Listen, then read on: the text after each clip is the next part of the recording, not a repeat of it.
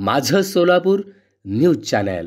किरकोळ कारणावरूनही भांडणतंड्यांचे प्रकार वाढले आहेत। सोलापुरातील लष्कर परिसरात एका महिलेनं घरासमोर गाणे का लावता अशी विचारणा केल्यानं तिघांनी चिडून तिच्या डोक्यात फरशी मारून जखमी केले। लाथाबुक्क्यांनी बेदम चोप दिला। गुरुवारी रात्री ही घटना घडली। जया मुकेश बुरहानपुरे वय 39 राहणार लष्कर सोलापूर असे जखमीचे नाव आहे। यातील जखमी महिला जया ही गुरुवारी रात्री घरासमोर थांबली होती। मोठमोठ्याने गाण्याच्या आवाजाने तिने समोर थांबलेल्या लोकांना विचारणा केली। या तिघांनी चिडून भांडण सुरू केले। एकानं बाजूलाच असलेली फरशी उचलून महिलेच्या डोक्यात मारली। यामुळे भळाभळा रक्त येऊ लागले। अन्य दोघांनी लाथाबुक्क्यांनी बेदम चोप दिला।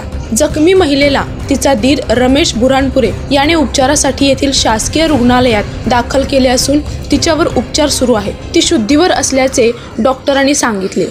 माझं सोलापूर न्यूज चॅनल लाईक करा, शेअर करा आणि सबस्क्राइब करायला विसरू नका। माझं सोलापूर न्यूज चॅनल।